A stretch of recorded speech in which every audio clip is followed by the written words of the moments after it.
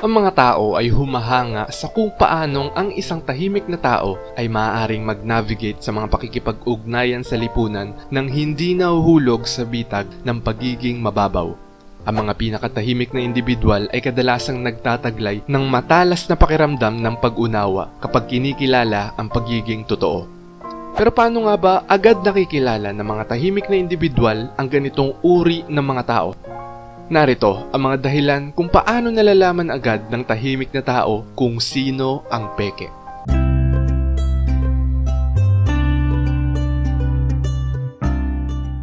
Number 1. Kahanga-hangang emosyonal na katatagan. Ang emosyonal na katatagan ng mga tahimik na tao ay nakakatulong sa kanila na humiwalay sa mga panlipunang pressures at expectations na nagpapahintulot sa kanila na tignan ang mga sitwasyon ng may layunin. Ang pagkahiwalay na ito ay nagbibigay daan sa kanila na umatras at suriin ang mga pag-uugali at intensyon ng isang tao nang hindi naaapektuhan ng mga panlabas na impluensya. Dahil sa kanilang katatagan, hindi sila madaling kapitan ng emosyonal na pagmamanipula at mga peking individual. Kaya nilang malabanan ang mga pagtatangka na linlangin o mapabilib sila sa pananatiling tapat sa kanilang instincts at perceptions. Ang mga tahimik na individual na may emosyonal na katatagan ay may posibilidad ding magtiwala sa kanilang mga instincts. Nakikipag-ugnayan sila sa kanilang panloob na damdamin at intuition at nagtitiwala sa mga instinct na ito kapag sinusuri ang pagiging tunay ng ibang tao. Number 2. Kasanayan sa pagmamasid. Natural na matulungin at mapagmasid ang mga tahimik na individual ay mas nakikinig at nagsasalita ng mas kaunti sa mga pakikipag-ugnayan sa lipunan.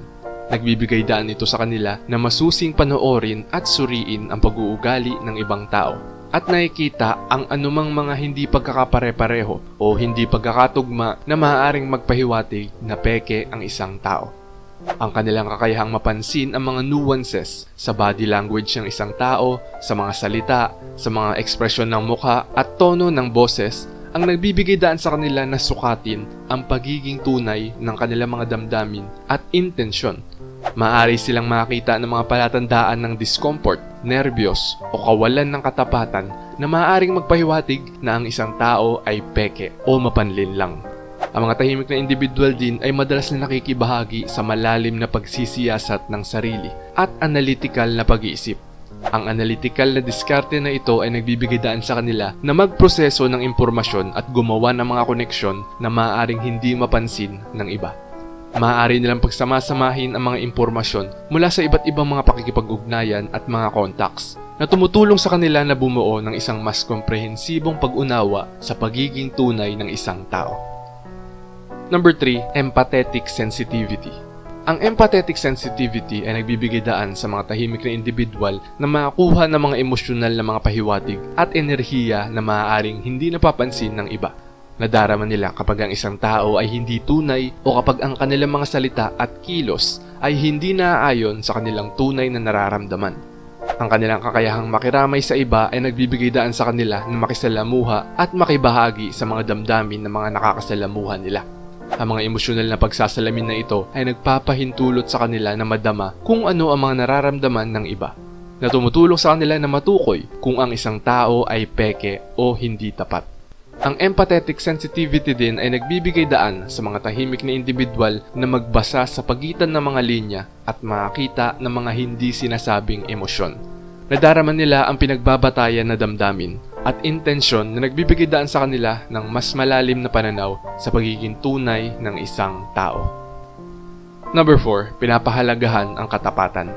Bilang mga individual na inuuna ang pag-iibig sa kapwa, ang mga tahimik na tao ay mas nakaayon sa mga banayad na pahiwatig na nagpapakita ng tunay na pagkatao ng isang tao. Naghahanap sila ng makabuluhang pakikipag-ugnayan at tunay na relasyon na nagtutulak sa kanila na maging mapagbantay sa pagtukoy ng anumang senyales ng pagiging peke o panlilinlang. Ang kanilang halaga para sa katapatan ay nakaka-impluwensya sa kung paano nila nilalapitan ang mga pakikipag-ugnayan sa lipunan. Mas malamang nabigyang pansin nila kung ano ang sinasabi ng iba at kung paano nila ito sinasabi. Ginagawa silang lubos na mapagmasid sa verbal at di-verbal na mga pahiwatig na maaaring magpahiwatig ng kawalan ng katapatan. Ang mga tahimik na individual ay may posibilidad na maging mas mapanimdim at may kamalayan sa sarili na nagpapahintulot sa kanila na makilala at pahalagahan ang pagiging tunay sa kanilang sarili at sa iba. Ang kamalayan sa sarili na ito ay tumutulong sa kanila na makita ang mga pagkakaiba sa pagitan ng mga salita at kilos ng isang tao na nagbibigay daan sa kanila upang matukoy kung ang isang tao ay hindi totoo. Bilang isang tahimik na tao, ang katapatan ay ginagawa kang mas sensitibo sa pag-detect ng hindi tapat na pag-uugali at iba pa. Number 5. Gumagawa ng malalim na pagsisiyasat. Sa pamamagitan ng pagsisiyasat ng sarili, ang mga tahimik na individual ay nakakakuha ng mga insight sa kanilang sariling mga iniisip, emosyon at motibasyon. Ang kamalayan sa sarili na ito ay umaabot sa kanilang pakikipag-ugnayan sa iba, na nagpapahintulot sa kanila na makilala ang mga pattern at hindi pagkakapare-pareho sa mga pag-uugali at mga salita ng mga tao. Ang kanilang introspective tendencies ay ginagawa silang dalubhasa sa pagproseso ng impormasyon at paggawa ng mga koneksyon. Maaari nilang pagsamasamahin ng mga banayad ng pahiwatig at i-assess ang pagiging tunay ng isang tao batay sa pagkakatugma ng kanilang mga salita at kilos. Ang mga tahimik na individual ay mas malamang na magtanong at magsuri sa mga pakikipag-ugnayan sa lipunan. Maaari nilang tanungin ang kanilang sarili kung ang gawin ng isang tao ay naaayon sa kanilang tunay na intensyon o kung sinusubukan nilang maglabas ng maling larawan. Ang kanilang reflective na kalikasan ay nagpapahintulot sa kanila na magtiwala sa kanilang mga instinct at intuitive na damdamin. Nadarama nila kapag may nararamdaman o hindi sincere tungkol sa isang tao na naguudyok sa kanila na maging maingat sa pagbuo ng mga koneksyon. Number 6. Bihasa sa pagbibigay kahulugan sa mga hindi-verbal na pahiwatig. Natural na mapagmasid ang mga tahimik na individual ay binibigyang pansin ang mga di-verbal na senyales na inilalabas ng iba sa panahon ng pakikipag-ugnayan. Maaari nilang makita ang mga banayad na pagbabago na ito sa kilos, ekspresyon ng mukha o body language na maaaring ipagkanulo ang tunay na damdamin ng isang tao kahit na ang kanilang mga salita ay maaaring magpahiwatig ng iba.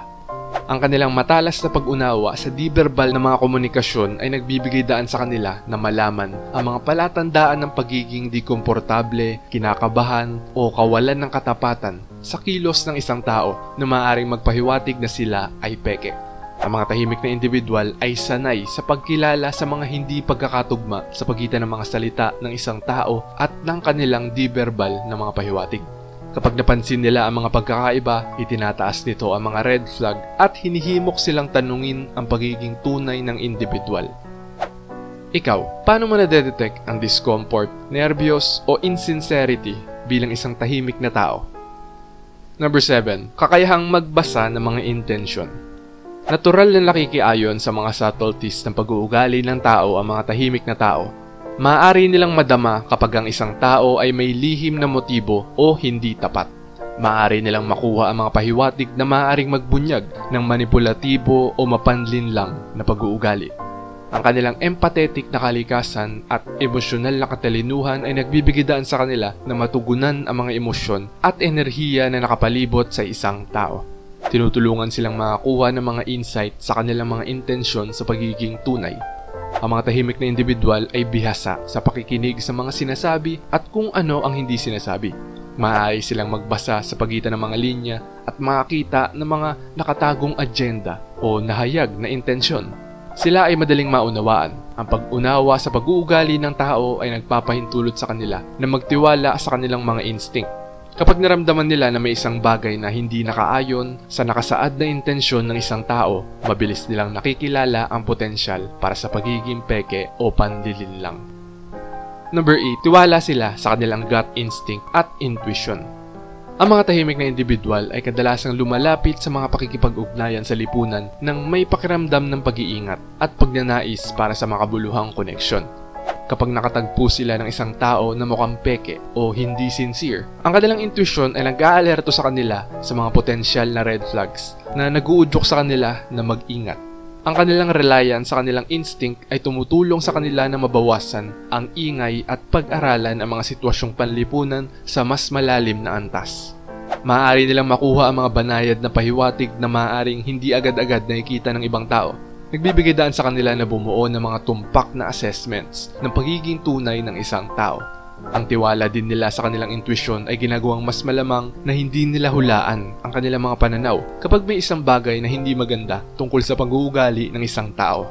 Sila ay mas malamang na magtiwala sa kanilang mga instinct at mapanatili ang isang maingat na distansya. Ikaw, kapag naramdaman mo na may isang bagay na hindi maganda tungkol sa isang tao, lubusan mo bang pinagkakatiwalaan ang iyong instincts at nagpapatuloy ng may pag-iingat? Number 9. Ang pagiging tunay ay humahantong sa pagiging tunay. Ang isang tahimik na tao ay may posibilidad na hindi gaanong maimpluwensyahan ng panlabas na anyo o panlipunang pagpapanggap. Habang pinahahalagahan nila ang kanilang pagiging tunay sa kanilang sariling mga aksyon at pakikipag-ugnayan, ito ay ginagawang mas nakikibagay sila sa mga hindi pagkakapare-pareho o kawalan ng katapatan sa iba. Dahil nakikilala nila kapag ang isang tao ay hindi totoo sa kanilang sarili o sinusubukang manipulahin sila, ang kanilang kakayahang kilalanin ang mga pekeng tao ay nagmumula sa kanilang kagustuhan para sa mas malalim at makabuluhang koneksyon. Pinahahalagahan nila ang katapatan at transparency. At ang kanilang intuition ay gumagabay sa kanila na maghanap ng tunay na mga relasyon at pakikipag-ugnayan. Sa pagiging tunay ay nakakaramdam sila ng ginhawa at tiwala. Habang sa pagiging peke naman ay maaaring makaramdam sila ng hindi mapakali o malayo. At number 10, sila ay mga pambihirang tagapakinig. Ang aktibong pakikinig ng tahimik na tao ay nagbibigay daan sa kanila na ganap na tumutok sa nagsasalita. Binibigyan sila ng mas malalim na pag-unawa sa mga damdamin, intensyon at nuances sa likod ng kanilang mga salita. Sa pagiging attentive na tagapakinig, maaari nilang makita ang mga pagbabago sa tono ng pag-aalangan o hindi pagkakapare-pareho sa kwento ng isang tao na maaaring magpahiwatig na hindi sila tapat. Tulad nga kanina, ang mga tahimik na individual ay kadalasang nagtataglay ng mataas na antas ng empathetic sensitivity. Nagbibigay daan ito sa kanila na kumonekta sa mga damdamin ng iba habang sila ay aktibong nakikinig. Maaari nilang masense kapag ang isang tao ay hindi tunay o sinusubukang itago ang kanilang tunay na damdamin. Bilang isang tahimik na tao, nakakatulong din ba ang iyong aktibong pakikinig na makita kung sino ang peke? Ang kakayahang agad na makilala ang isang pekeng tao ay isang mahalagang katangian na nagpoprotekta sa mga tahimik na tao mula sa pagiging mababaw. Sa pamamagitan ng pag-asa sa kanilang gut instincts, nonverbal communication expertise at emotional resilience, ang mga tahimik na individual ay maaaring mag-navigate sa mga social na pakikipag-ugnayan ng may kumpiyansa, brilliance at pagiging tunay. Bilang isang tahimik na tao, pinahahalagahan mo rin ba ang mga kasanayang ito sa pag-detect upang madama ang isang pekeng tao? Ano ang susunod mong gagawin pagkatapos matukoy ang mga inconsistencies ng mga tao? Nga pala, alam mo ba ang iba't ibang palatandaan ng isang boring na tao? Alamin mo rin dito yung mga tips.